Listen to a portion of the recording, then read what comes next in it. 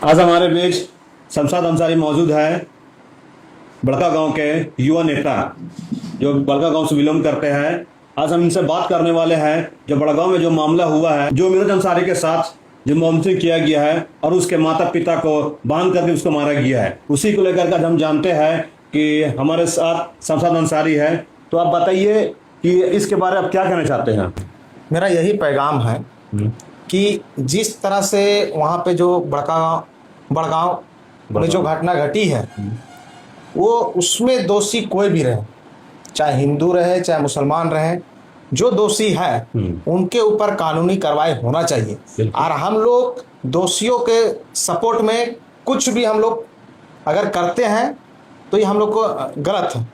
रही बात कि वहाँ पे जिस तरह से कल का जो पता चला है फेसबुक के माध्यम से, जो वीडियो बनाकर जो डाला जा रहा है, वहाँ के जो सिमरिया के विधानसभा के पूर्व विधायक जो किशुन दास जी हैं, वो बोल रहे हैं, एक तरह से वो भड़काऊ भाषण दे रहे हैं।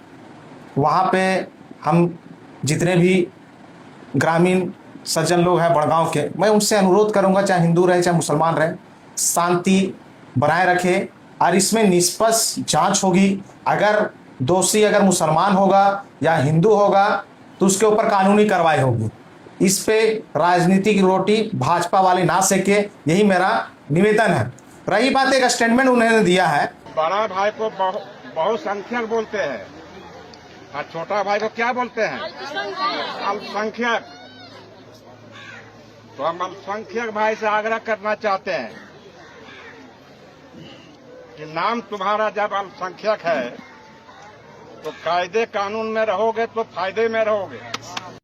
अल्पसंख्यक छोटा भाई है, बहुसंख्यक बड़ा भाई है, इसलिए लहजे में रहो। और फेसबुक में उनका एक और पोस्ट देखें। बात मचाओगे तो अभी तो एक के गया है और भी कईयों को जाना पड़ेगा। तो बोल रहे हैं कि अभी एक का जान गया है और लोगों की जान जाएगी अगर इस तरह से करेंगे तो वो खुला प्रशासन की उपस्थिति में संविधान को और कानून को चैलेंज कर रहे हैं।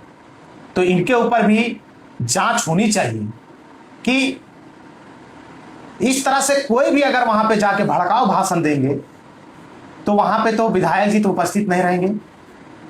तो जिला प्रशासन से मेरा आग्रह है कि इस तरह से भड़काऊ नेता को वहां जाने से रोका जाए और वहां पे शांति कायम किया जाए। मेरा आपसे एक सवाल है, जो मृतक मिराज अंसारी है उस पर एक आरोप लगाया जा रहा है कि उसने दुष्कर्म किया गया है, उस पर आप क्या कहना चाहते हैं। सबसे पहले आपके चैनल के माध्यम से मैं हिंदू भाई चाहे मुसलमान भाई को एक पैगाम देना चाहता हूं कि नज़र वालों को ना हिंदू ना मुसलमान दिखता है।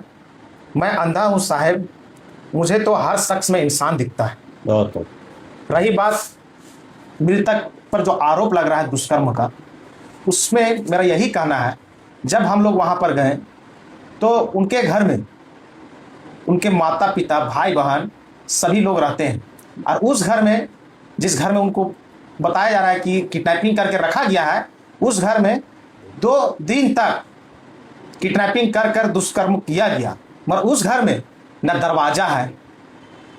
और रही बात, गांव में एक मुर्गी भुला जाता है तो बड़ा ऊपर जाके शिकायत कर देते हैं, पूरा गांव को पता चल जाता है कि मुर्गी भुला गया। और ये लड़की 2 दिन से लापता है और एक थाना में आवेदन तक नहीं। ये सोची समझी साजिश हो सकती है। रही बात, हम मान सकते हैं लड़का के साथ कुछ तो मामला होगा, लड़की के साथ प्रेम प्रसंग का भी हो सकता है, बिल्कुल जांच में स्पष्ट आ सकता है, हम कुछ नहीं बोल सकते। मृतक जो था वो तो मरा गया, मगर ये संविधान, हमारे जो भारत है उस संविधान से चलता है और संविधान कभी इजाजत नहीं दिया कि कानून को हाथ में लेने को। अगर कानून को हाथ में लेना है तो संविधान किस काम का। तो इसलिए हम सभी से आग्रह पूर्वक कहेंगे, वहां जो रह रहे हैं, कि आप लोग समन्वय स्थापित करके और शांति बनाए रखें। ये यूपी नहीं ना महाराष्ट्र है, ये झारखंड है, झारखंड। यहाँ बाबा साहेब का संविधान चलता है और ये झारखंड में जेएमएम की सरकार है, गठबंधन की सरकार है। और इसमें कोई भी पार्टी हो, जिसमें बीजेपी के हो या कोई अन्य पार्टी के दोषी पाए जाएंगे तो उस पर कानूनी कार्रवाई होगी। हेमंत सोरेन की सरकार है, हेमंत है तो हिम्मत है।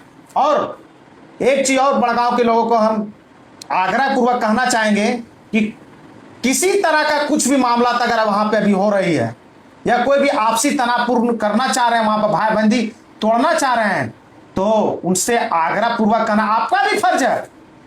वहां पे लोगों जो रह रहे हैं उनका भी फर्ज बनता है कि अगर तनावपूर्ण कोई व्यक्ति विशेष अगर पार्टी कर रही है तो जिला प्रशासन का सूचित करें, आपका भी दायित्व है। मेरा आपसे एक और सवाल है कि बड़गांव के लोगों के लिए अब क्या संदेश देना चाहते हैं? बड़गांव के लोगों के लिए मेरा यही संदेश है कि बड़गांव आज कायम नहीं हुआ है।